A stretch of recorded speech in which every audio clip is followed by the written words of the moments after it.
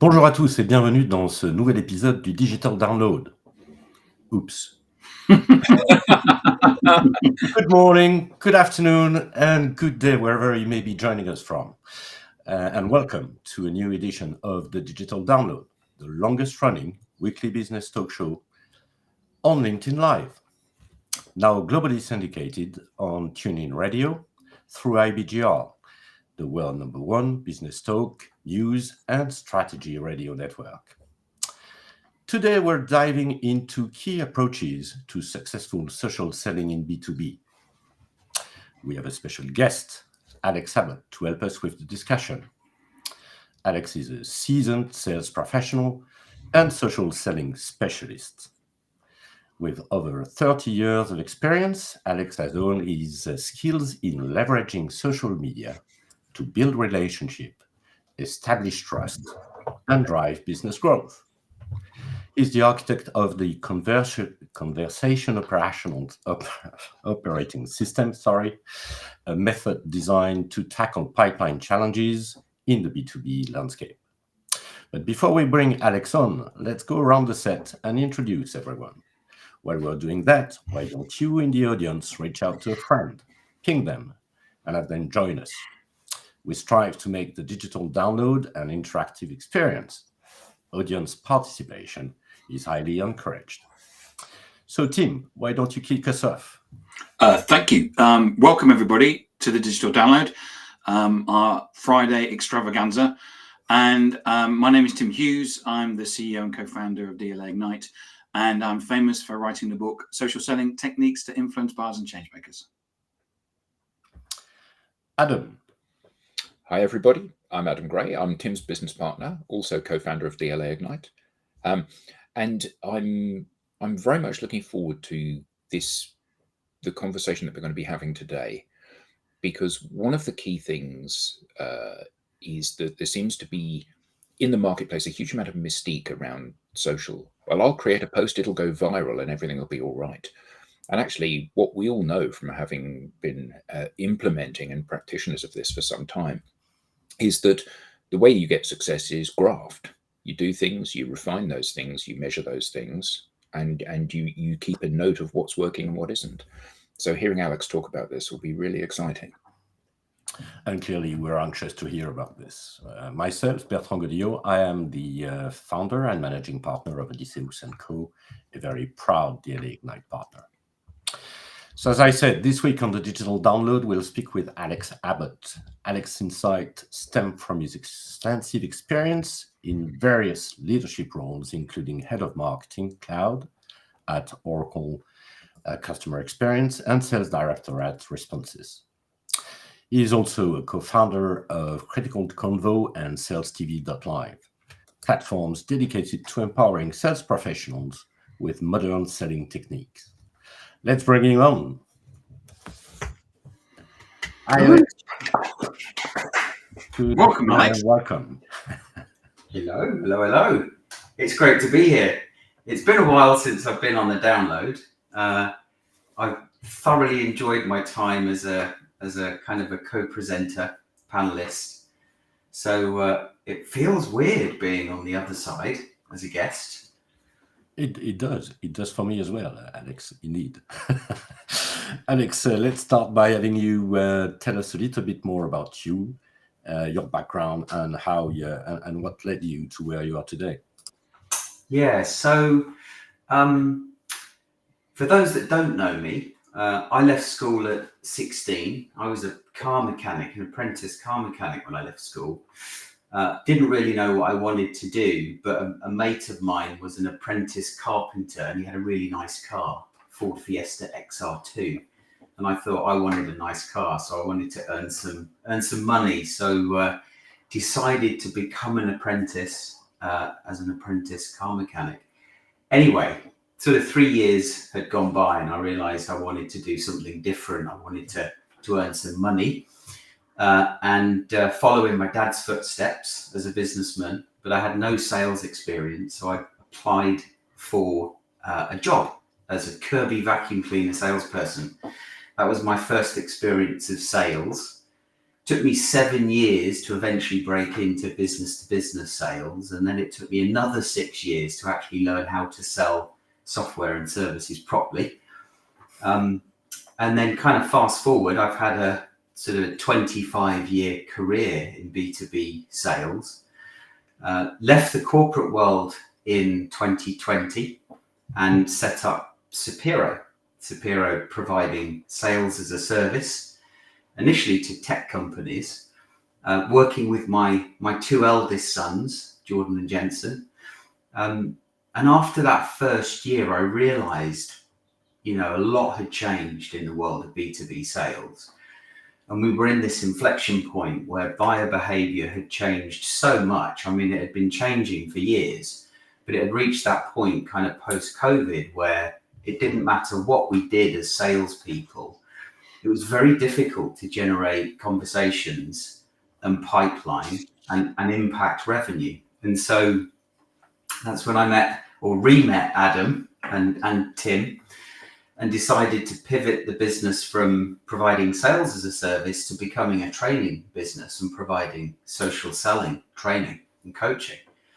I've been on a 4-year journey, almost 4-year journey, really becoming an expert at social selling and looking at how I can optimize the approach, change the approach so that, those companies, people within those companies that are trying to do social selling can actually do it effectively and also understand how to operationalize social selling so they can start to create conversations at scale. That kind of brings us to where we are today. Quite a journey, indeed. Right. Yeah. Alex, let's start with a foundational question. How can organizations make sure their social selling strategy works? So there were a couple of things that I found that companies were missing a trick with when they were looking at upskilling their teams to do social selling. One was they were measuring the wrong stuff. So they would give their teams some training and then expect their teams to perform with these new skills. And the reality was they were still measuring traditional approaches like how many emails they were sending, how many calls they were making, and they weren't measuring the things that really matter when it comes to social selling. Things like network growth, follower growth, things like the number of posts, the frequency in which you're posting, but more importantly, the percentage of those posts that are humanized posts that are more personal, perhaps more aligned to the individual's core values and beliefs. Other things like commenting. And so this notion of inserting yourself into social networking conversations and the quality of those comments, encouraging debate, encouraging conversation. After all, that's what salespeople love to do. They love to talk to their prospects. So why not do that on social media? And when those things aren't being measured, they don't drive the right behaviors from the salespeople that are, have learned these new skills. And then you have this sort of, this battle internally between the business, the organization, the sales ops team, measuring different things. The other thing was that I saw that was missing was the support needed to change, that personal change. And so, change is hard at the best of times for any individual or any organization, but when it means putting yourself out there on social media, it's incredibly difficult. It's often scary for many people to put themselves out there. And so, looking at providing, coaching, support to help that individual really understand, the emotions that they're going through when they're being asked to do something they feel incredibly uncomfortable about, and then helping them see a way forward. Yeah. So that's pretty interesting, because when we talk about with other people and salespeople about social selling. It's often down to sending messages, sending email messages, using LinkedIn's Sales Navigator, for instance. From what you just said, I am under the impression that what you're talking about is radically different. Is it? Yeah, very different. The best way, I think, to kind of picture it is, I think about, really four things when it comes to social selling. The first is personal brand. And actually, you could think about these four things as levers that, salespeople can kind of visualize pulling those levers. And when they pull those levers, it increases the probability of them being more successful with social selling. And so that first lever is really personal brand. And within personal brand, there's kind of two sides of that coin. One is your static, social presence, the passive social presence that you might have. And that could be, if we look at LinkedIn, a whole host of things on your LinkedIn profile that if you change them, like your about section. So if you go and look at my about section, I tell a story about me, the longer version that I told you at the beginning of this show. But it's something that's static. It stays on the profile. And there's about 30 odd things that you can change, that you can align to your personal brand, the things that you want to be known for.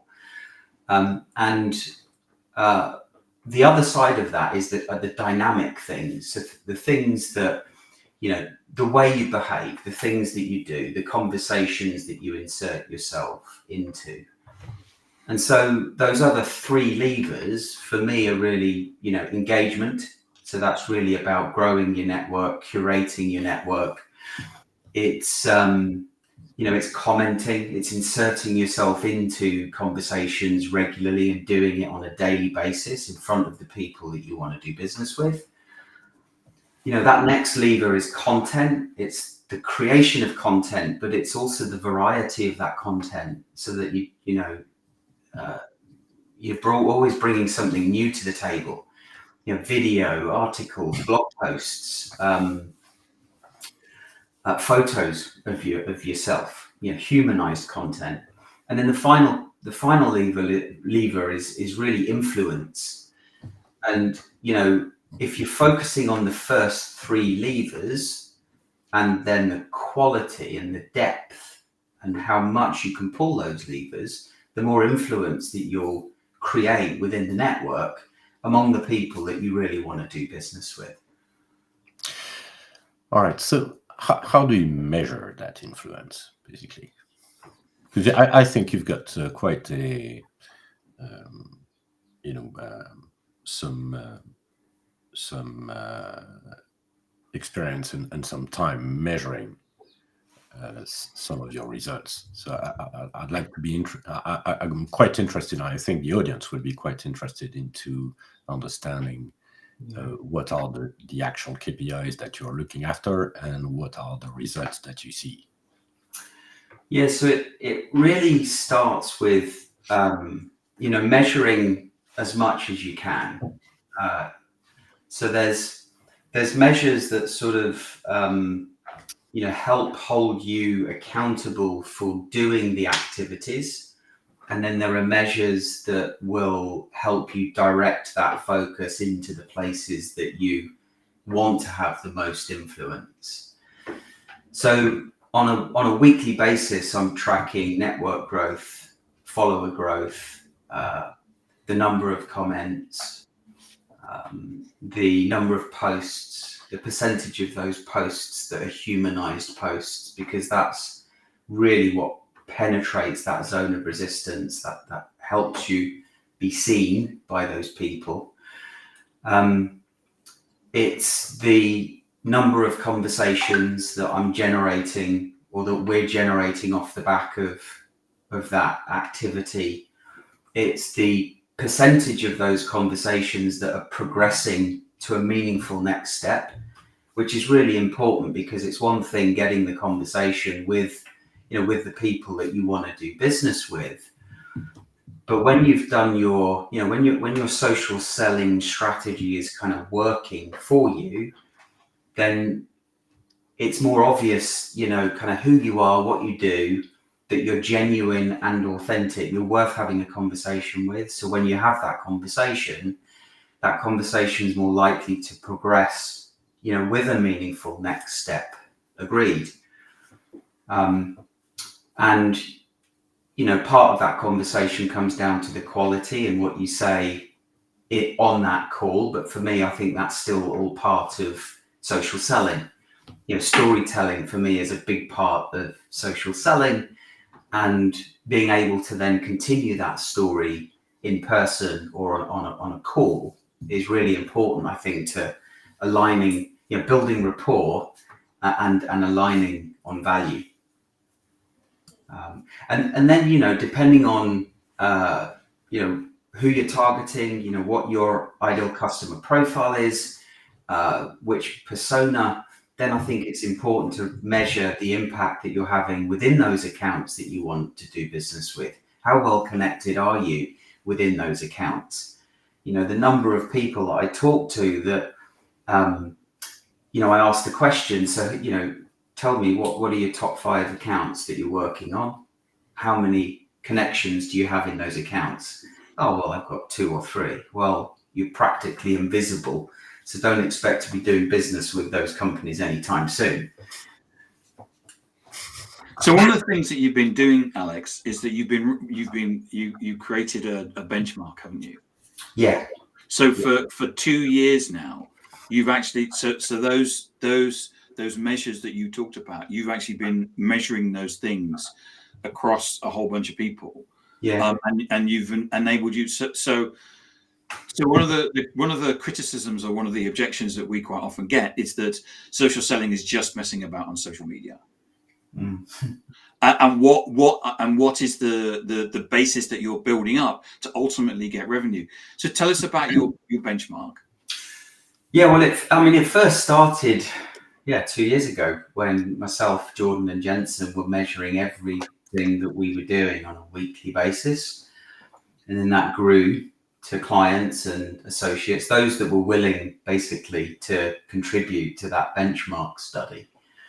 We've done other kind of pilot studies with a client, with the Institute of Sales Professionals, together with the client. And really, we've been trying to understand what you need to do in order to achieve commercial objectives that really start with a conversation.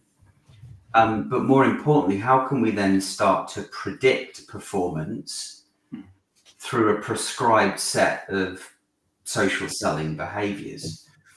And that really helped me develop what I just described a moment ago, those 4 levers. That what I described a moment ago is the superior social selling value framework. It's really the ability to provide guidance to salespeople so that they can follow some sort of path to value. The benchmark also really helped when it came to understanding the level of maturity of people doing social selling. And we clearly understood kind of the best practice and what social selling mastery was or is. But to expect anyone else to reach social selling mastery is, well, I think foolish. I wasted a lot of time telling people what they should be doing, but most people can't actually get there. They can't actually do it. And so the benchmark study helped us develop a social selling maturity assessment to really understand, where people are today, so that then I could provide, more tailored training, more tailored recommendations to help each person kind of improve through the levels.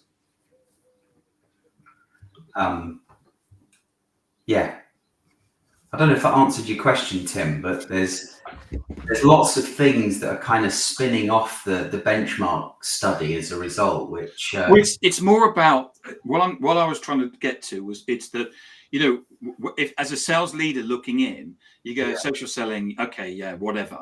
But what that is people basically playing around on social media. I don't want people to do that. What I want is people to get on the phones and actually sell something. There's someone put out a blog just in the last couple of days saying why the silent sales floor was killing sales, because the view is that people are just messing about on social and actually doing nothing. Whereas what you seem to be saying to me is not only do you seem to have some sort of process that people walk through, but you're measuring it as well, so much so that that when you move these levers, you're going to get some level of result. Yeah, and it's I think it's important to be really clear to our audience that so I can tell you some of the numbers from the benchmark. Yeah, I think it'd be useful.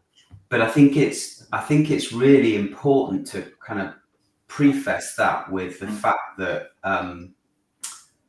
there are different types of organizations out there selling to different types of people and different types of organizations. So I often made the mistake of talking quite excitedly about the fact that social selling, you can get a 10% conversation rate, blows cold calling out of the water.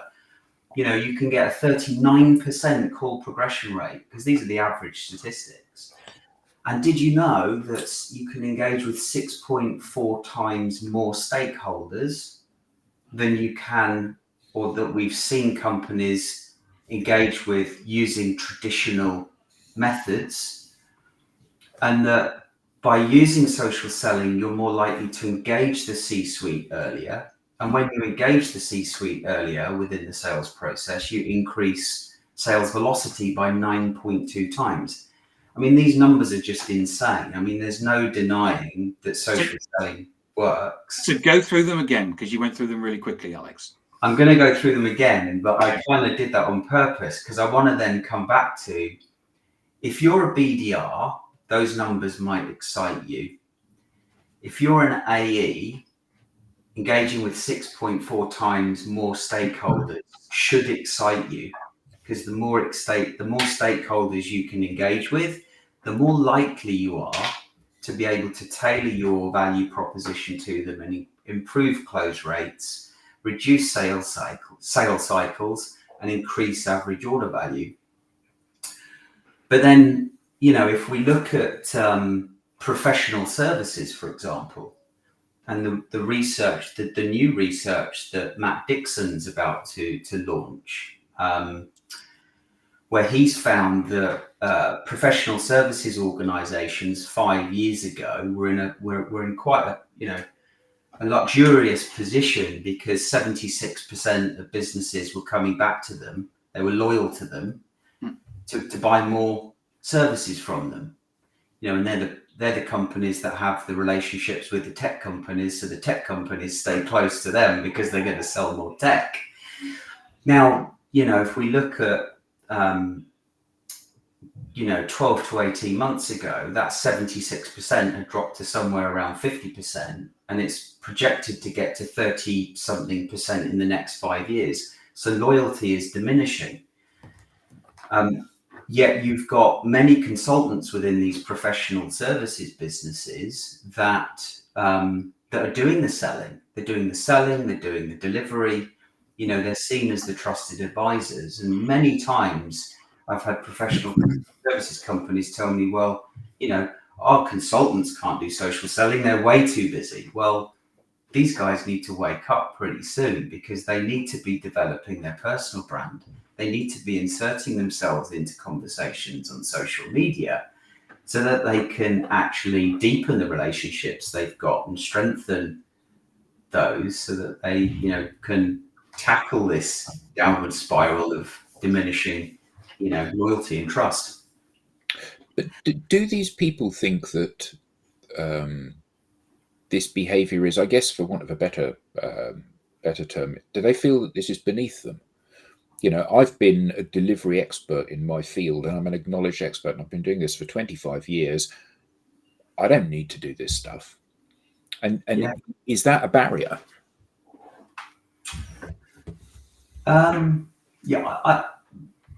Maybe, or maybe they just don't know. They think it's oh, it's dirty, it's prospecting.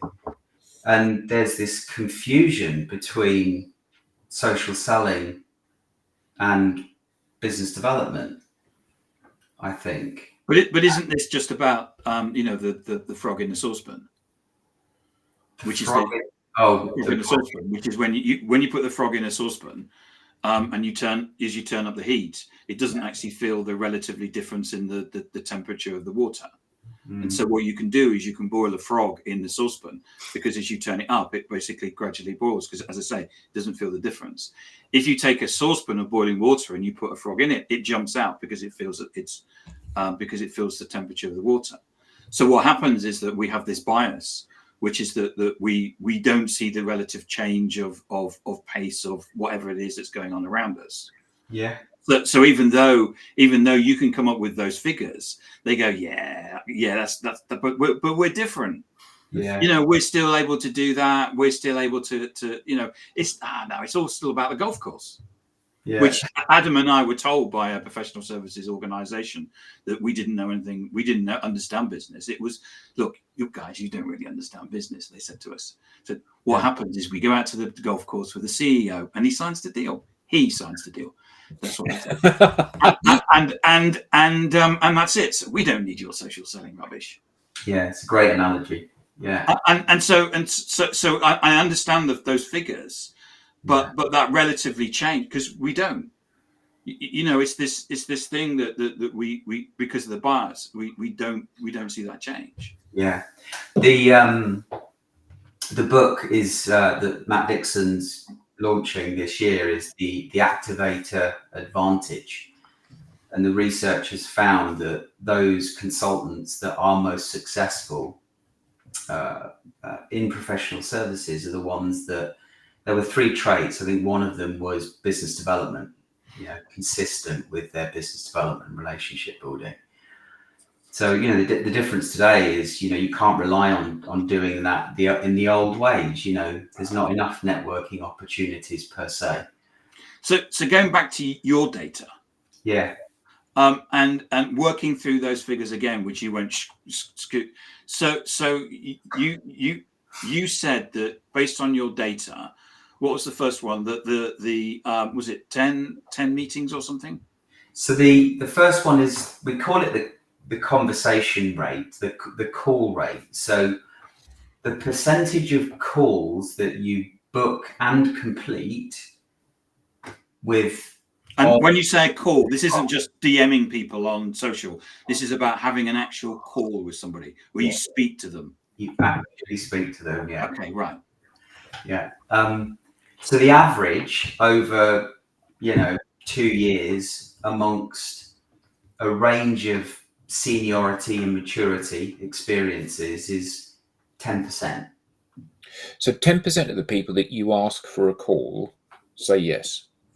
Exactly. Not just say yes, but you actually complete the call. You have the call. That's staggering, isn't it? Yeah. Because if you take cold calling, generally that has a 99% failure rate. Yeah, indeed. And it's there's some things to bear in mind in terms of how quickly you can get there, but a salesperson with a couple of years experience can get to kind of around the 4% mark relatively quickly and then grow from there. So we definitely see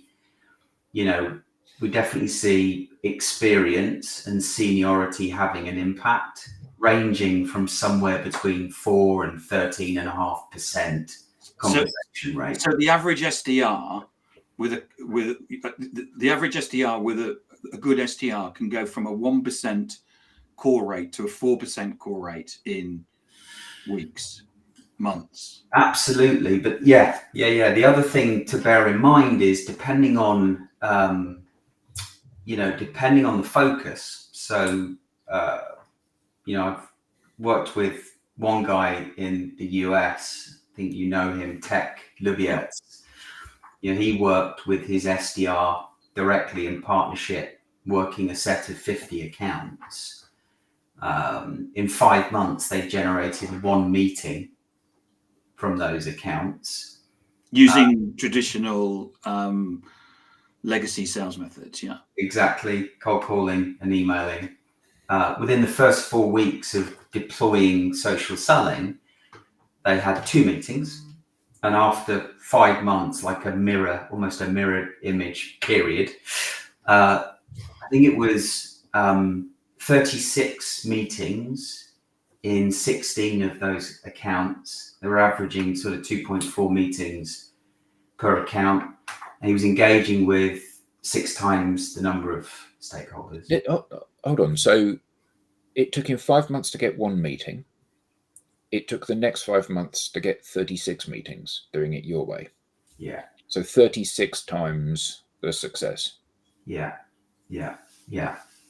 Exactly. So to any sales leaders watching this show, what would 36 times, if nothing else gets better, if the salespeople don't get better at managing the meetings, closing the business, pitching stuff, if everything else remains constant, this delivers 36 times as much business. Yeah. And not everybody performs at that level, but yes, that is. Oh, some people have performed better.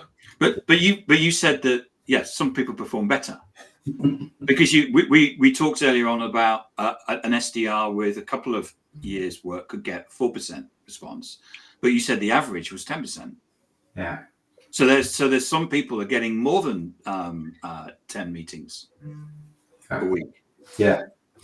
Well, I mean, but to break it down, Alex, 2 meetings a day for an average SDR to get 2 meetings a day with their ICP, that's out of this world. Yeah. It's unbelievable. Yeah. Which is kind of why I wanted to invite you on here, because I wanted to hear it from you. So, and this is true. Yeah. 100%. Yeah.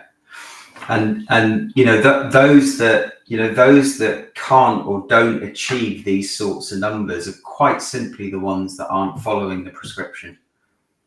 And you said that you did some work with the ISP.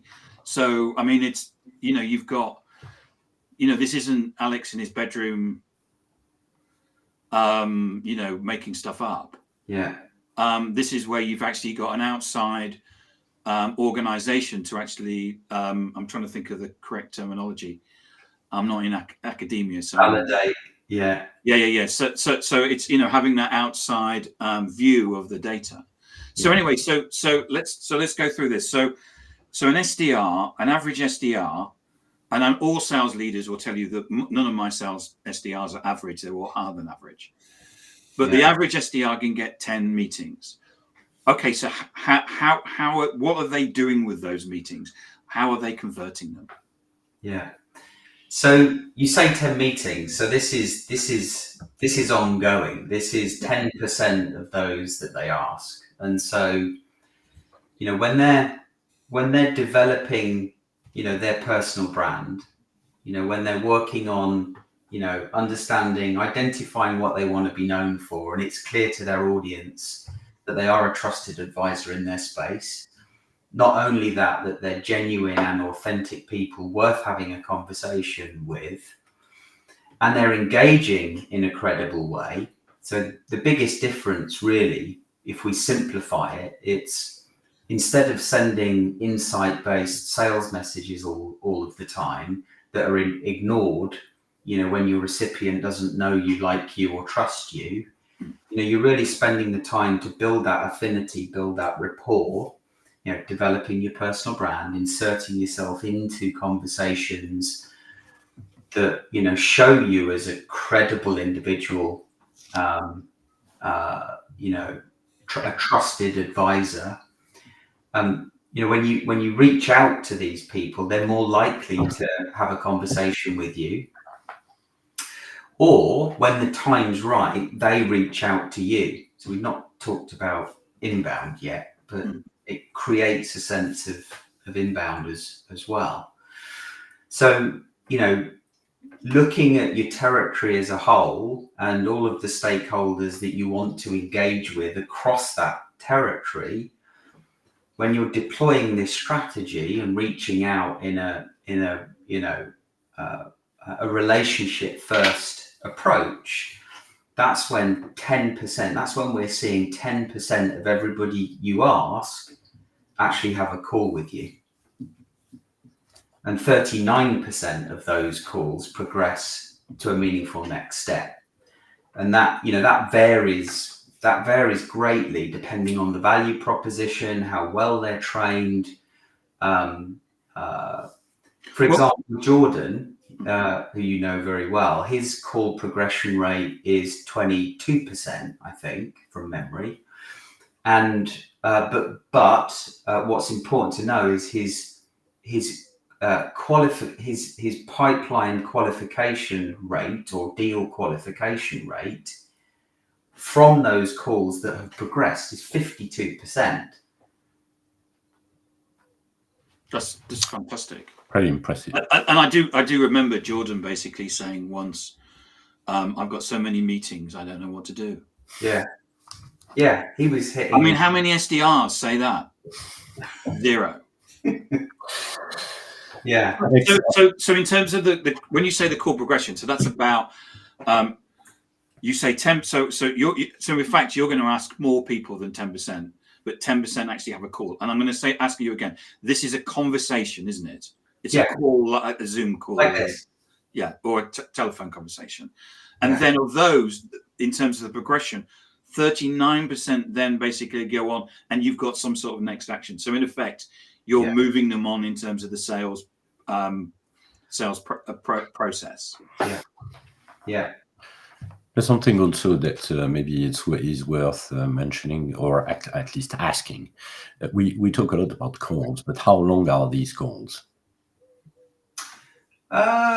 Well, typically 30 minutes, because it's quite often the initial call is a rapport building call, and so you're kind of ideally you're swapping personal stories, and so a big part of my program is about storytelling and teaching people how to tell, how to design initially different stories depending on where they are in the sales process. So I often ask people, if you had an opportunity to tell a success story versus your personal story when you've met someone for the first time, more than 70% of the time people say, well, a success story. I need to tell them how great we are. And usually it's a success story about how great they are, as opposed to how great they've helped, how well they've helped a client become successful. And actually that's the first mistake, because nobody, especially if you've met them for the first time, they're likely to be very skeptical of who you are because you're a salesperson. And if you start telling a success story straight out of the gate, they don't believe you, period. So it's really important to tell your personal story and swap personal stories first, because then you create a bond.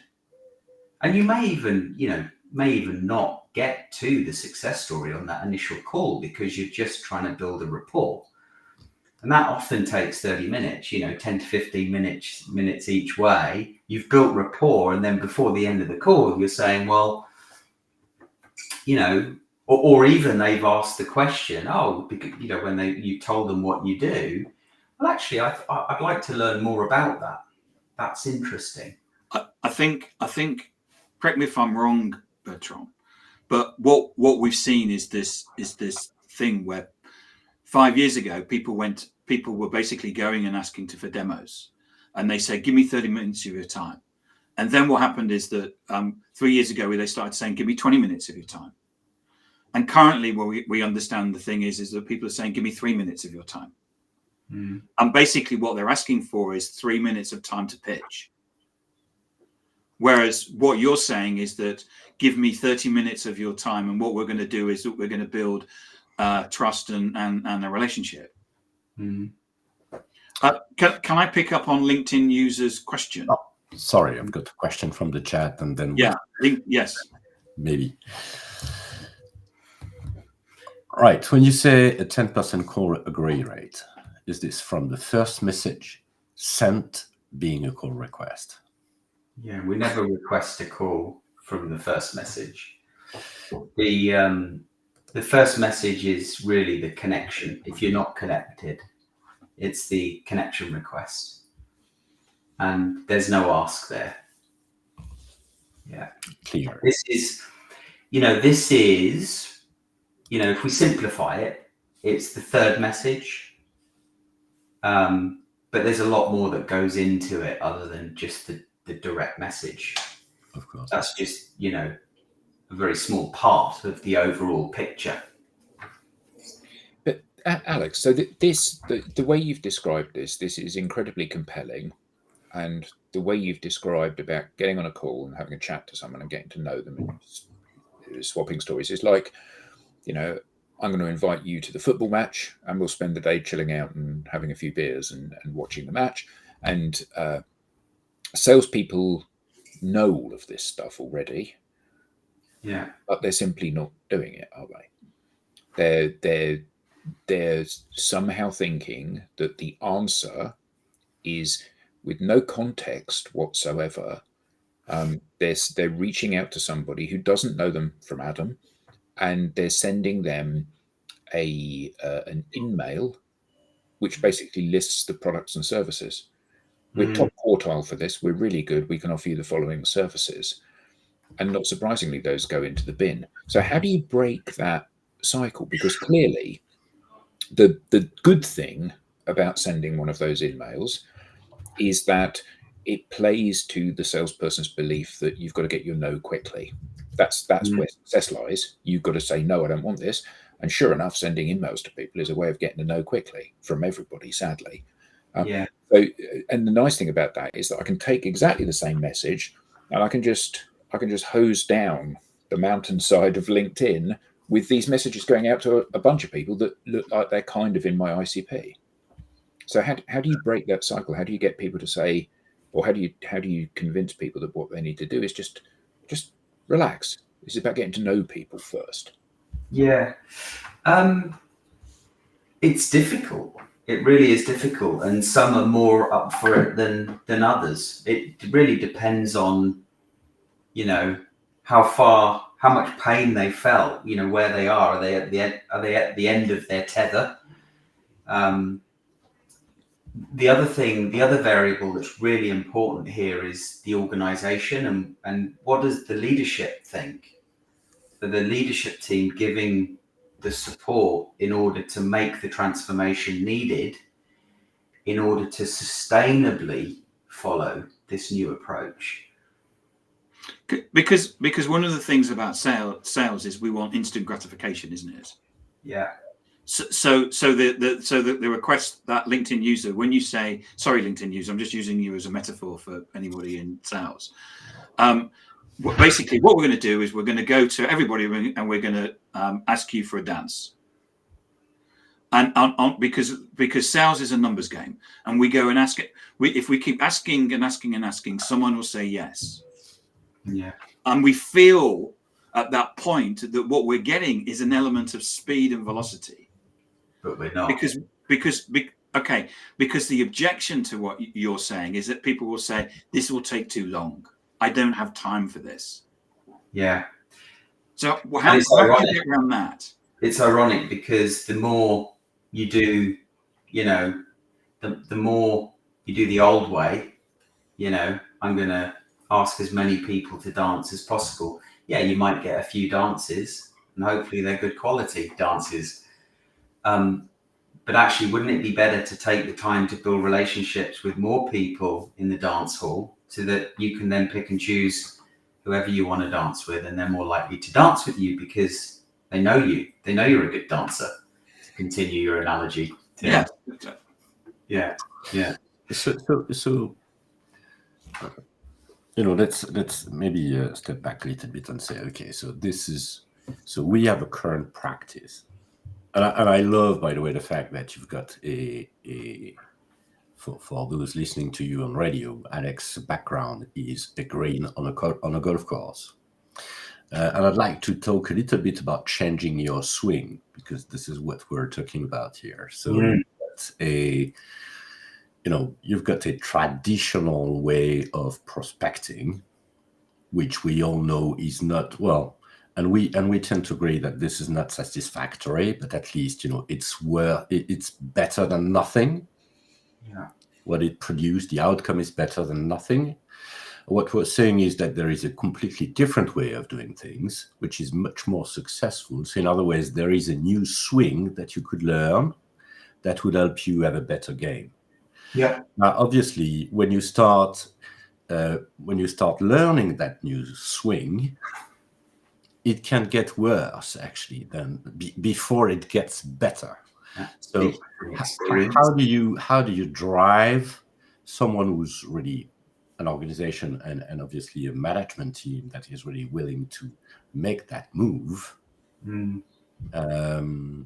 help them get there?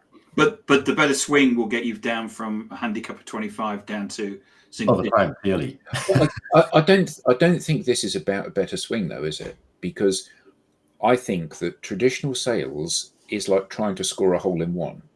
So I'm going to phone people, and very rarely, every now and again, someone will answer the phone and say, "Yes, I'll buy from you." And the problem with that is that it relies almost exclusively on luck. I'll hit the ball as hard as I can, and hopefully it will go in the hole. And actually, what you're doing is you're teaching people to drive, to chip, and to putt. And you know that if the best golfers in the world are not necessarily the golfers that hit the most holes in one, they're the golfers that understand how to drive and pitch and putt.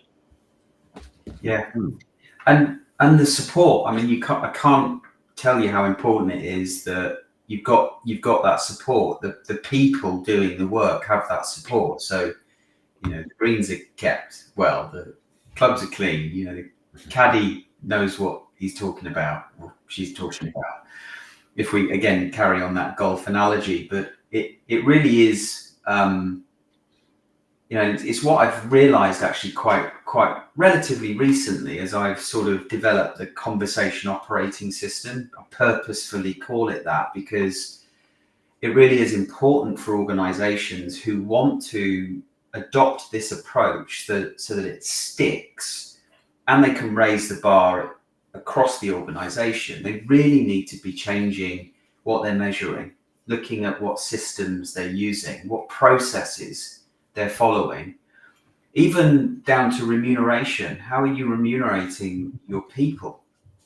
Are you, remunerating them based on, revenue numbers that don't really look at driving the right behaviors and holding people and leadership accountable for doing this? Because if you do all of that, this could be incredible for organizations. When you think about the importance of that conversation, and the one thing that most organizations are struggling with are getting those conversations with their audience so that they can influence them. They can actually talk to them about the value that they will bring. So what I'm hearing, Alex, is because the classic example of this, the response to this is when we have bad pipeline, what we do is that we go out and we train people on Medic or Challenger or whatever the latest sales methodology is. Because what we do is that we talk to people how to close. But what I'm hearing from you is actually what we need to be doing is teaching people how to actually start conversations. Yeah. Start the conversation, yes. But Medic and Challenger, as you say, Tim, it's all about improving the performance once you've had the conversation, once you have a qualified opportunity. Okay, yeah, some of them sort of, start with, creating insight to educate and generate pipeline. But as we know, buyers are ignoring that insight because it's everywhere and it's being thrown at them left, right, and center. So unless there is a degree of trust, then they'll ignore your insight. So what we're talking about here is developing trust, developing rapport and trust prior to the opportunity being generated. So you increase your chances of speaking with that person, but then you're seen as a trusted advisor continuously throughout the process. So you're more likely to be more visible. You're less likely to be ghosted. You're more likely to engage with other stakeholders influencing the purchase decision. Therefore, you're more likely to increase the chances of winning the business, reducing the sales cycle, and also impacting the average order value. So, All right. Excellent. Well, I'm all in. Alex, this has been really great. Where can we learn more? How can people get in touch with you? LinkedIn is the best place to get in touch with me. I bet. Yeah. Link, full stop, LinkedIn. Search for Alex Abbott or the Bearded Sales Guy. Okay, excellent. Well, thanks for that. So we now have a newsletter. Don't miss an episode. Get the show highlights, beyond the show insights, and reminders of upcoming episodes. You can scan the QR code on screen or visit us at digitaldownload.live/newsletter. On behalf of the panelists, to our guest Alex, and to our audience, thank you all and see you next time. Bye, everybody. Bye. Thanks, Alex. Bye. Cheers, guys. Fascinating conversation. Thank you.